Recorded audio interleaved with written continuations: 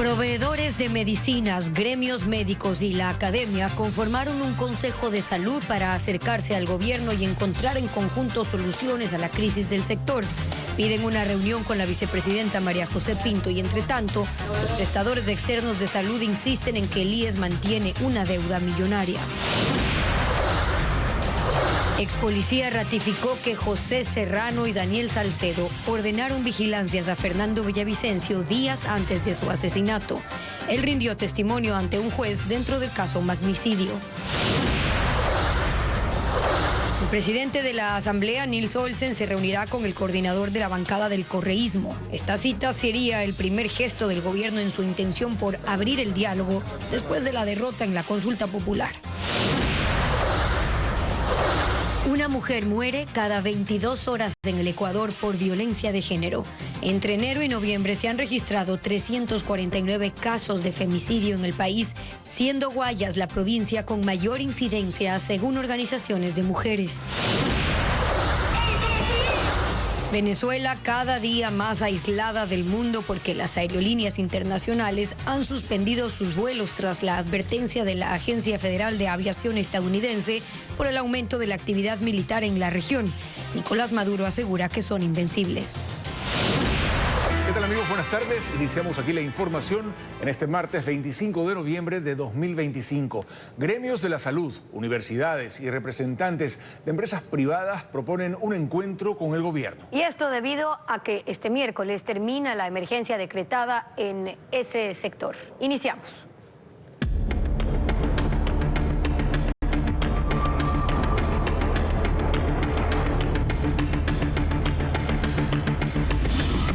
Salud. ¿Cómo poner orden?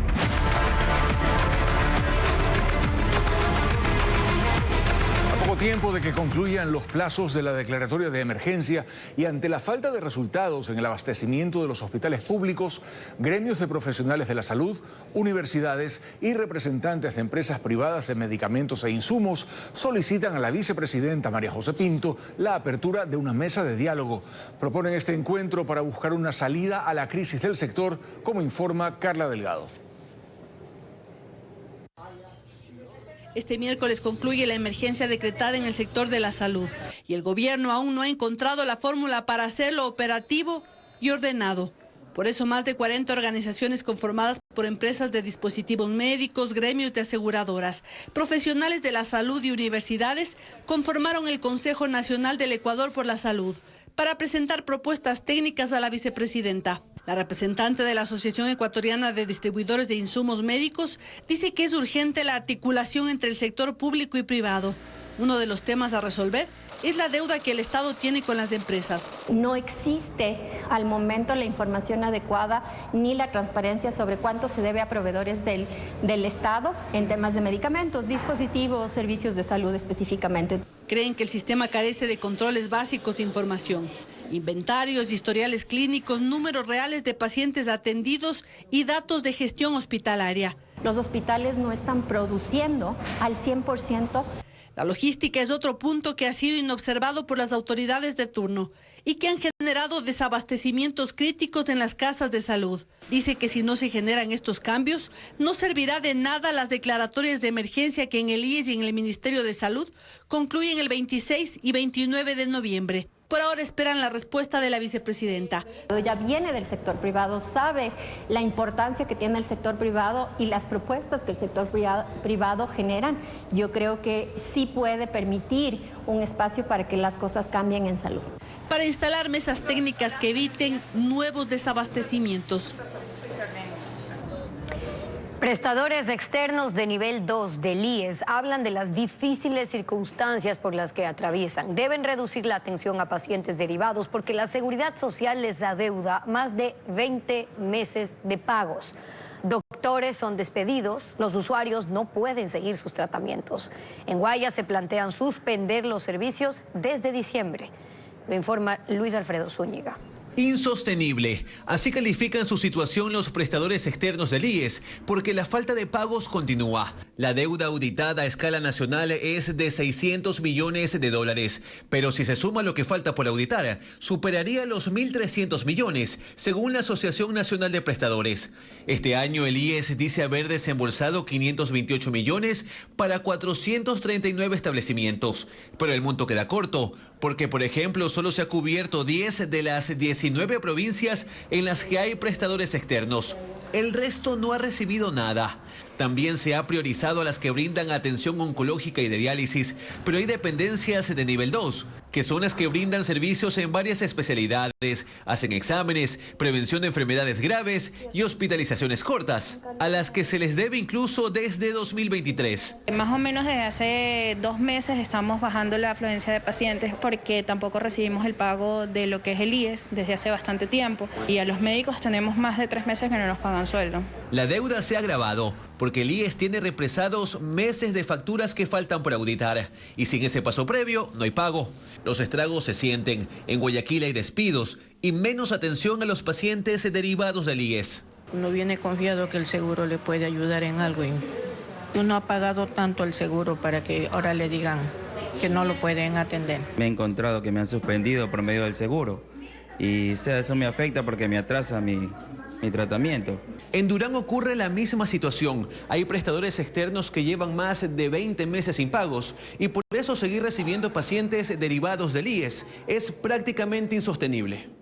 Llevamos ya prácticamente desde el año 2023, desde agosto del 2023, sin pagos. Han tenido que prescindir de 53 empleados.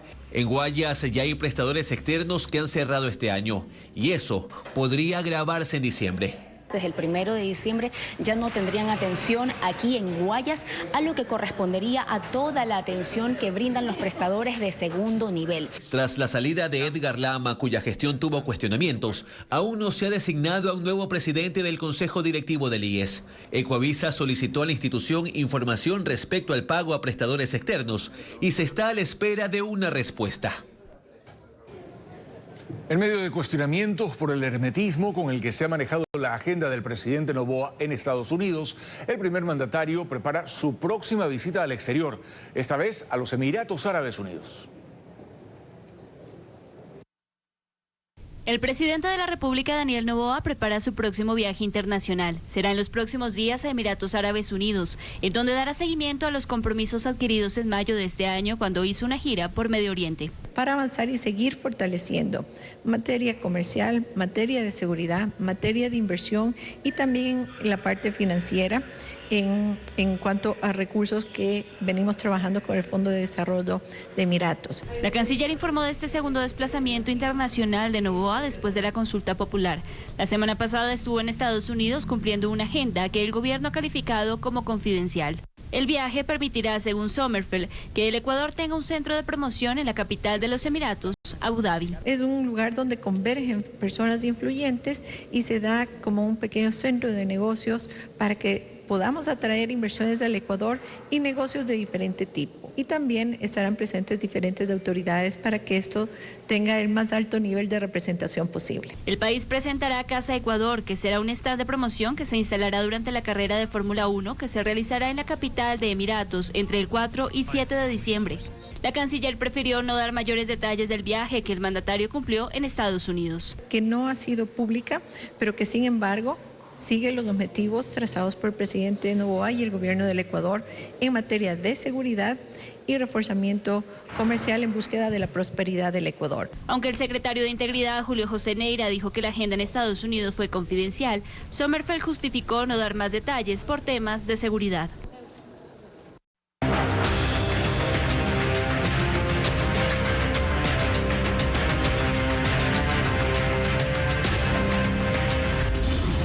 Noboa, 2 años en el poder. Durante la campaña electoral, Daniel Noboa prometió respetar la independencia de poderes. Sin embargo, en estos 24 meses ha implementado una estrategia orientada a concentrarlos. Su mayoría en la Asamblea ha obstaculizado la fiscalización de sus funcionarios. Logró tomar control del Consejo de Participación Ciudadana, designar a Mario Godoy en la Judicatura y mantener intacto al CNE. ¿Cuál ha sido su modelo de gobierno? Lo revisamos. Desde que inició su mandato, Daniel Noboa aprendió a ejercer el poder sin compartir espacios con quienes disienten. Desde noviembre del 2023 y por los siguientes 18 meses, mandó a cerrar la vicepresidencia de la República para que Verónica Abad no ejerza el cargo por sus diferencias personales. Llegó a nombrar vicepresidentas por decreto. Con nuevo binomio pasó a segunda vuelta y además logró 66 curules en la Asamblea. Pero eso no alcanzaba para tomar el control del legislativo. ADN alineó a los independientes y rompió el bloque de Pachacuti. Esta fotografía del entonces ministro de la Gasca con 7 representantes del brazo político de la CONAIE arrastró polémica. Al final, 6 de los 9 asambleístas Pachacutic pasaron a ser parte de la aplanadora legislativa, que sumó 77 votos. Cómoda mayoría para las polémicas leyes que vendrían después. Un gobierno que está demasiado cómodo y que captura las instituciones es un gobierno que ya no tiene que responder por los dineros públicos o por el bienestar de todos, sino por el de la gente que lo sostiene. La Corte Constitucional, que echó abajo los simbólicos cuerpos legales del poder, se convirtió en el blanco de una nueva pugna. Noboa se empeñó en controlarla a costa de una agresiva campaña de desprestigio. Antes, esto era lo que él pensaba. Debemos de respetar la independencia de las funciones, no un régimen totalitarismo como es el que buscan los empleados de Maduro. Y siguió con los otros estamentos de la justicia.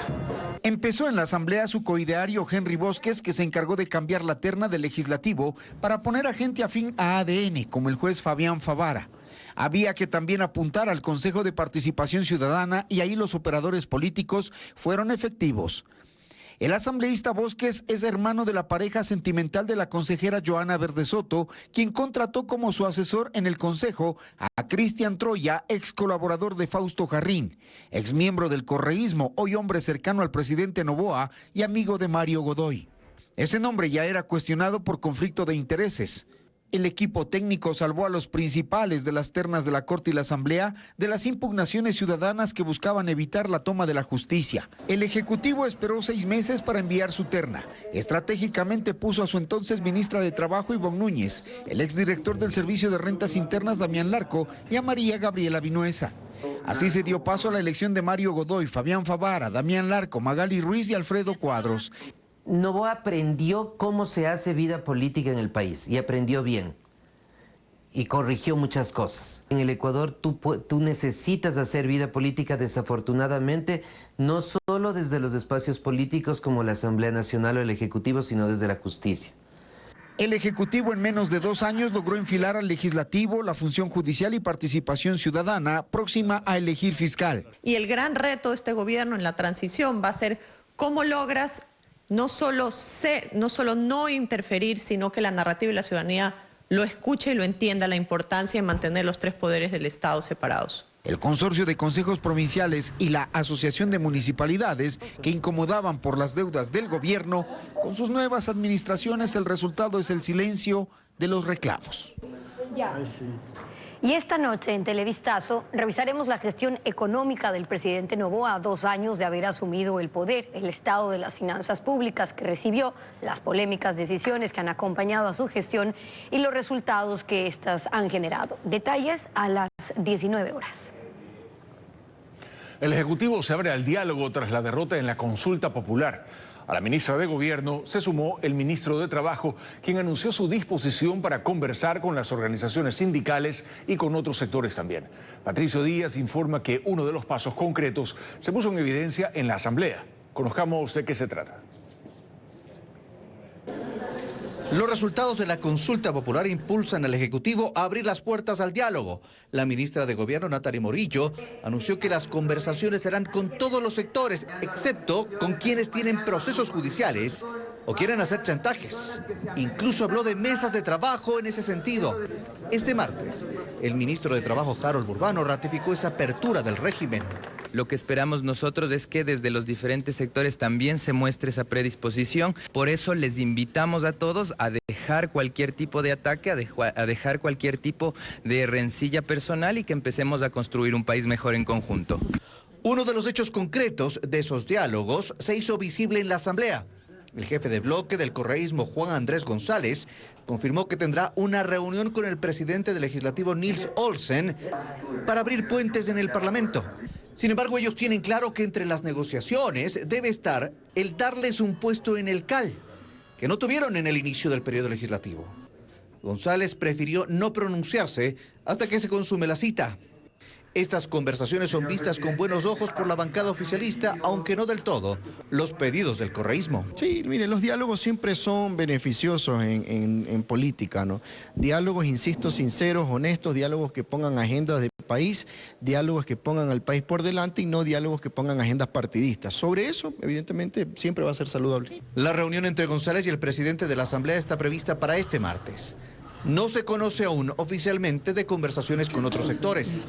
La ministra de Gobierno, encargada precisamente del diálogo, anunció que recorrerá varias provincias con ese objetivo.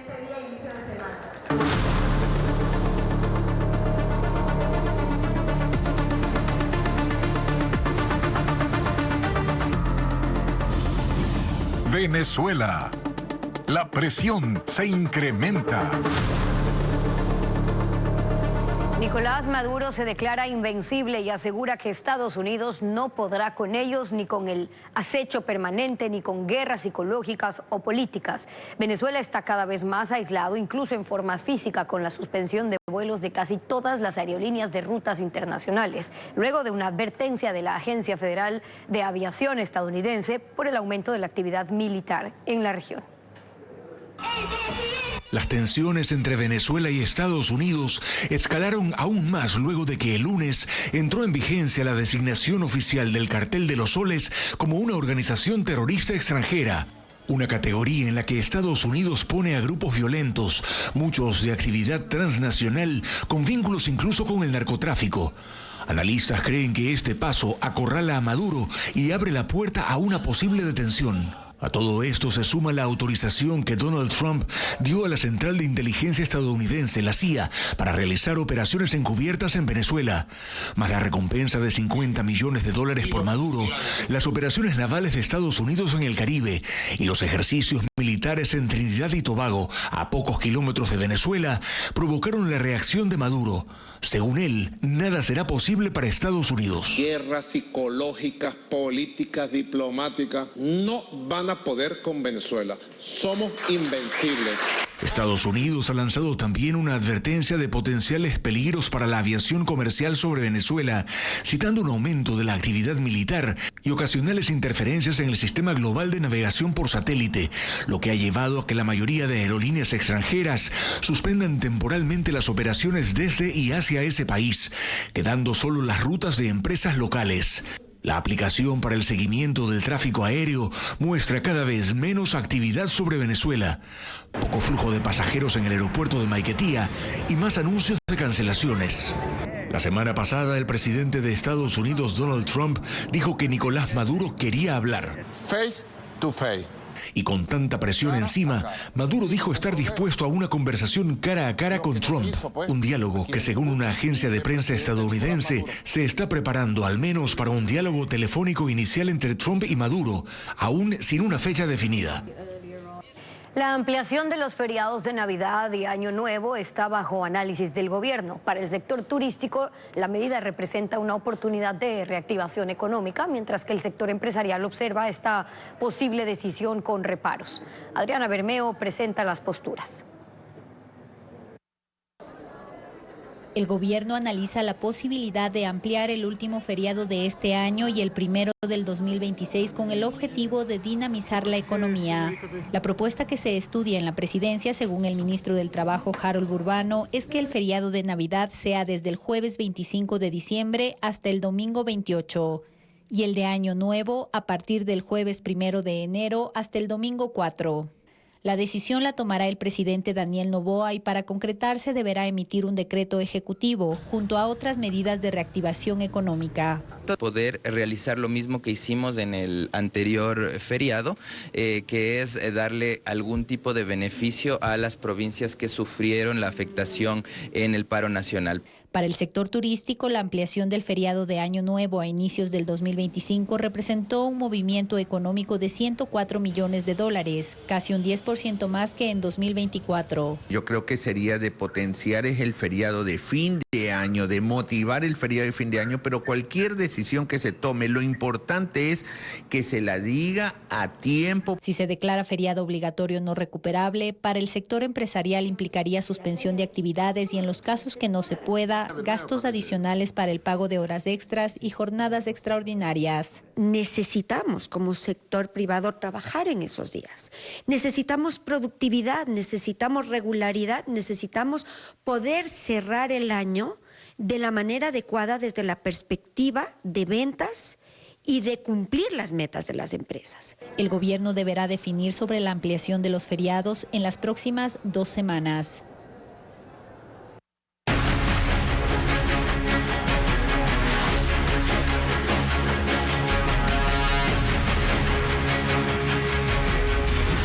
Violencia. Femicidios en aumento. En Ecuador, cada 22 horas una mujer es asesinada. De hecho, en lo que va del año ya son 349 femicidios, según organizaciones sociales contra la violencia de género. Pero la situación es aún más preocupante. La violencia ha escalado a tal nivel que mujeres y niñas ahora son asesinadas en un contexto dominado por economías criminales y grupos armados, como lo explica Estefanía Arias. Alison tenía 23 años. Fue asesinada el fin de semana en el cantón Ceballos, en Tena. Su cuerpo fue encontrado en una casa bajo un colchón, con numerosas heridas de arma blanca. En la misma vivienda detuvieron a los 4 sospechosos de este femicidio, uno de los más recientes reportados en el país. Entre el 1 de enero y 15 de noviembre de este año, Ecuador suma 349 asesinatos de mujeres, según la Alianza Feminista para el Mapeo de los Feminicidios, el número más alto nunca registrado. De estos, las provincias con más casos son Guayas con 119, Manabí 61 y Los Ríos 40. Cada 22 horas una mujer es asesinada en Ecuador, pero hay cifras aún más alarmantes, pues 7 de cada 10 son asesinadas con un arma de fuego. Antes del 2020, la principal arma con las que mataban a mujeres y niñas eran las armas blancas. A partir del 2021 son las armas de fuego, en un país donde la tenencia de armas de fuego no es legal. Algo que les preocupa a las organizaciones contra la violencia de género, que afirman que desde el 2021 han aumentado los femicidios ligados al crimen organizado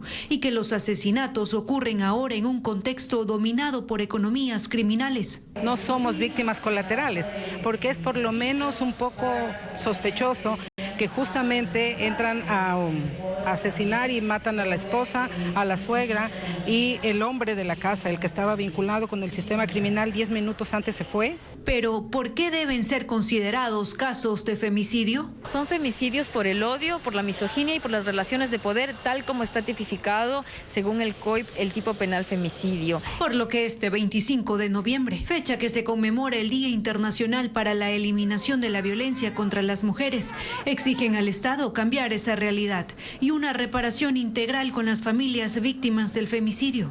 Porque una sentencia no es suficiente para ellas, que buscan que la violencia extrema no se normalice ni sea invisibilizada por el Estado.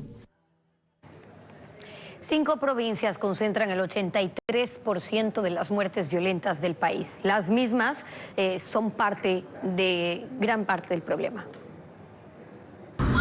Muerto. 30 balazos rompieron la tranquilidad de los vecinos de La Pradera en el sur de Guayaquil la tarde de ayer. Sicarios a bordo de un carro acribillaron al conductor de este vehículo a pocos metros del intercambiador que conecta la perimetral con la Ciudadela. Una mujer que iba de copiloto salió cubierta de sangre. Este ataque no es aislado. Guayaquil y la provincia del Guayas encabezan la lista de las zonas más violentas del país, parte de un bloque de 5 provincias que concentran el 83% de los homicidios a escala nacional. Según cifras oficiales, Guayas registra el 44% de todos los asesinatos. Le siguen Los Ríos y Manabí, cada uno con 13.9%. Luego El Oro con 7.7% y Esmeraldas con 3.5%. En números crudos, 8 de cada 10 asesinados en Ecuador murieron en estas 5 provincias, es decir, 6.742 sicariatos se cometieron allí. Para el gobierno, el 95% de estos asesinatos están vinculados a amenazas criminales relacionadas al tráfico de drogas. ¿Por qué estas provincias son las más violentas? Un análisis territorial del Ejecutivo revela que todas coinciden en características estratégicas para el crimen organizado. Son corredores para el tráfico de armas y narcotráfico, rutas terrestres y portuarias donde la cocaína de Colombia y Perú cruza Ecuador para salir en contenedores hacia Europa. Los narcos también usan el perfil costanero para trasladar el cargamento por narcolanchas hacia Centro y Norteamérica. En estos sectores también existe contrabando de combustible convertido en el nuevo negocio de las bandas, usado para abastecer la maquinaria de la minería ilegal. Y aunque parte de las zonas donde se lleva a cabo la minería ilegal está militarizada, la violencia se desplaza hacia cantones aledaños donde operan las redes de control.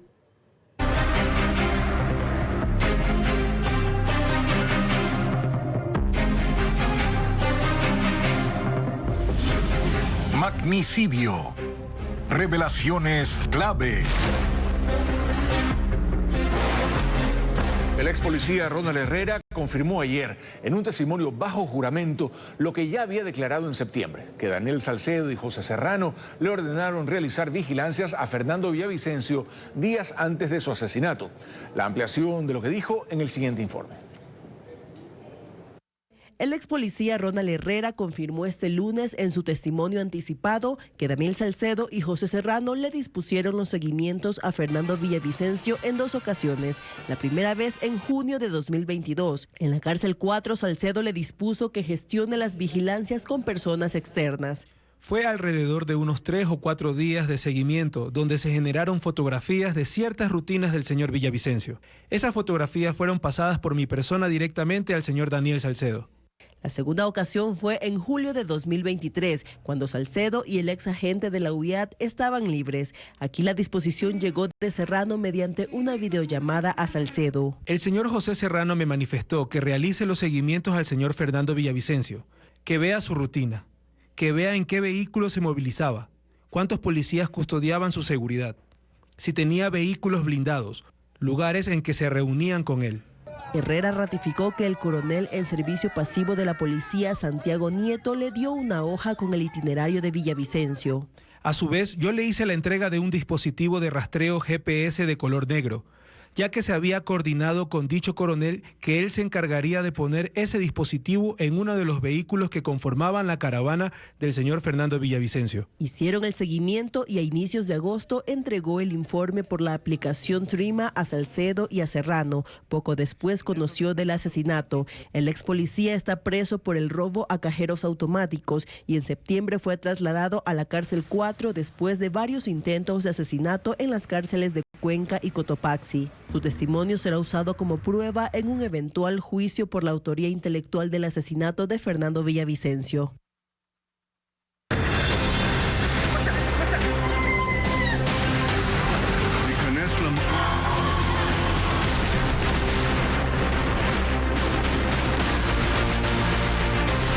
Mundo. Rusia pone en duda el documento final para la propuesta de paz después de las modificaciones hechas por Ucrania y Estados Unidos al plan original de Donald Trump. El ministro de Asuntos Exteriores, Sergei Lavrov, dijo que esperan conocer la nueva redacción porque después de la cita de Trump y Putin en Alaska, para ellos estaba claro el camino que se debía seguir. En una conferencia de prensa en Moscú, el canciller Sergei Lavrov afirmó que el gobierno gobierno ruso está esperando los resultados de la versión modificada del acuerdo, que se redujo de 28 a 19 puntos y que se elaboró en las conversaciones entre Washington, Kiev y sus socios europeos en Ginebra. Este acuerdo modificado ha sido en principio aceptado por Ucrania. Sin embargo, Lavrov remarcó que la situación podría implicar un retroceso si ahí no se refleja lo que Putin y Trump discutieron durante la cumbre de Alaska.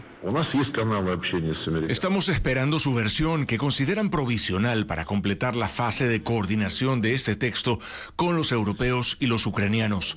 Porque si se borra el espíritu y la letra de Anchorage de los acuerdos clave que formalizamos, la situación será fundamentalmente diferente.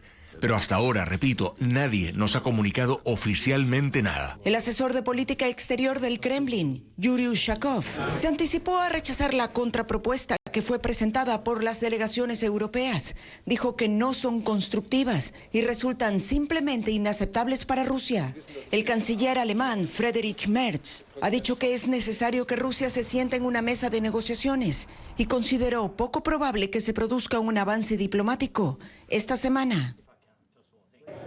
En lo profundo de las selvas tropicales de Sumatra Occidental, en Indonesia, tras una larga búsqueda de 13 años, un biólogo rompió en llanto al ver por primera vez la Rafflesia hasselti, una de las flores más raras del mundo. Junto a un científico británico documentaron la floración y no pudo evitar emocionarse ante este hallazgo. La búsqueda de la planta inició con el objetivo de investigar 42 tipos ancestrales de esta especie. Esta es una flor parásita de olor muy fuerte, no tiene hojas, raíces ni tallos, sino que crece sobre las lianas de otros árboles, mide más de 50 centímetros y es difícil de localizar. Puede tardar años en reproducirse. One Times Square, el emblemático edificio ubicado en el corazón de Manhattan, en Nueva York, donde se realiza el conteo de fin de año cada 31 de diciembre, presentó la nueva bola de Nochevieja, denominada Esfera de la Constelación. Esta es la 9ª versión desde 1907, la más grande hasta la fecha, con 3,8 metros de ancho y 5.600 kilos de peso. La esfera tiene 5.280 cristales circulares, un cambio respecto a los cristales triangulares usados desde 1999. Cuenta además con nueva iluminación LED, según datos de la cadena CNN. Se espera que 1 millón de personas asistan al tradicional evento de fin de año de la Gran Manzana. Un hombre fue asesinado a tiros en los exteriores del Hospital Teófilo Dávila en Machala. La policía informó que la víctima esperaba noticias sobre su hermano menor, que fue baleado en el ataque armado ocurrido en el malecón de Puerto Bolívar. José Novoa González, de 26 años, fue baleado alrededor de las 7:30 de la noche de este lunes en los exteriores del área de emergencia del Hospital Teófilo Dávila en Machala.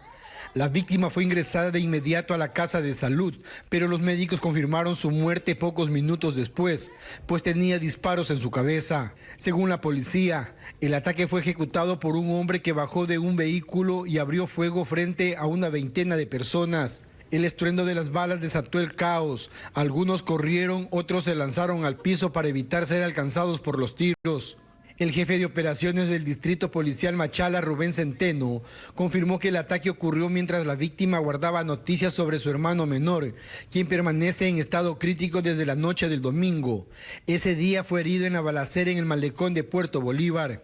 Y viene en un vehículo Aveo dorado, sin placas, y le produce algunos disparos en la altura de la cara y el cuello. La zona fue acordonada y los agentes de criminalística levantaron al menos 7 restos de bala calibre 9 milímetros. En medio del llanto de sus familiares, el cuerpo del hombre fue trasladado al centro forense de Machala, mientras la calma regresaba lentamente entre quienes acuden al hospital.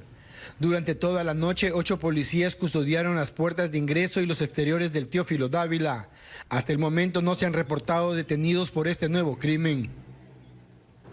Grietas en la tierra y deslizamientos tienen en peligro a casi 700 familias de Chuquilán, en Cotopaxi.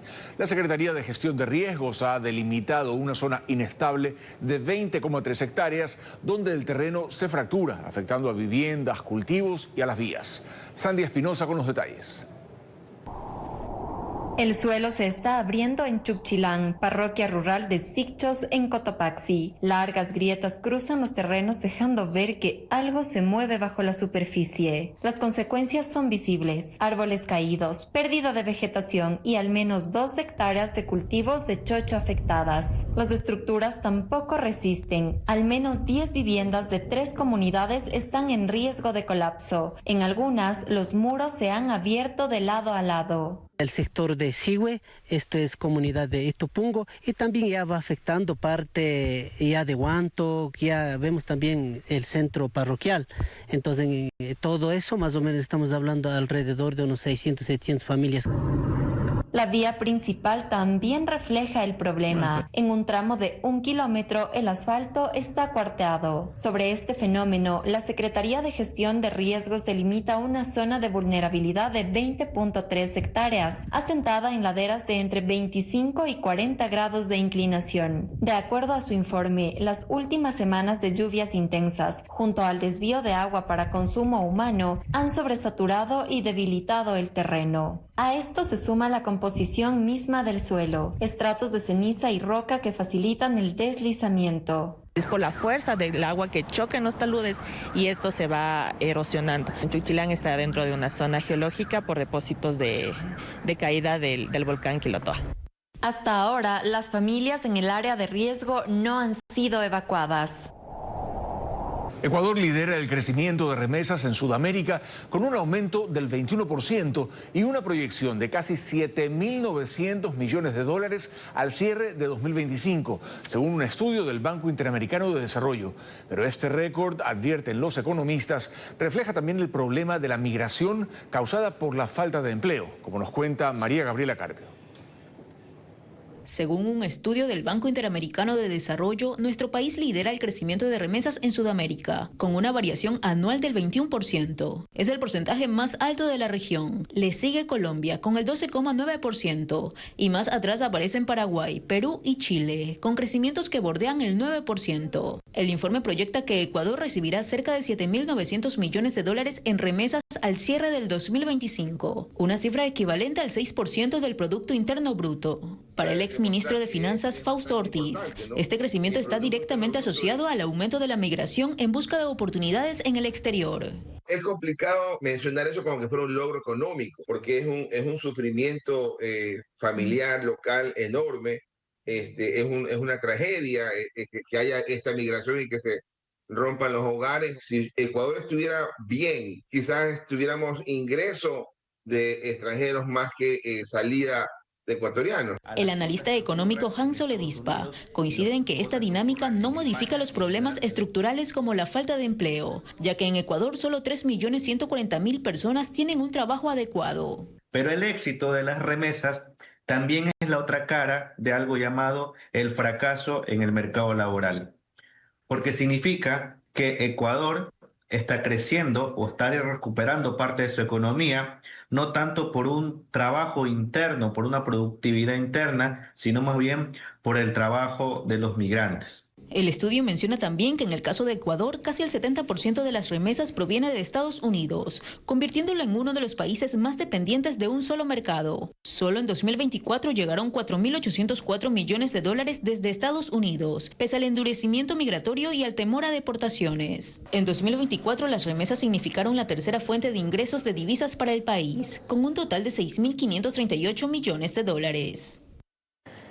Un nuevo caso de supuesta negligencia médica tuvo lugar en el hospital del IES de la ciudad de Cuenca. Un hombre que ingresó por gastroenteritis terminó en el quirófano sometido a una operación de tórax. Ocurrió en el hospital del IES de Cuenca, el José Carrasco Arteaga. El nombre del paciente no se ha dado a conocer, pero los hechos sí. Un hombre ingresó al hospital en la madrugada del jueves por un problema intestinal. No se sabe cómo, ni por qué, ni por decisión de quién. El paciente no fue tratado por gastroenteritis, sino por hemotórax, que es una acumulación de sangre alrededor del pulmón. Para la gastroenteritis hubiera requerido simplemente sueros, rehidratación y descanso. En cambio, para tratar el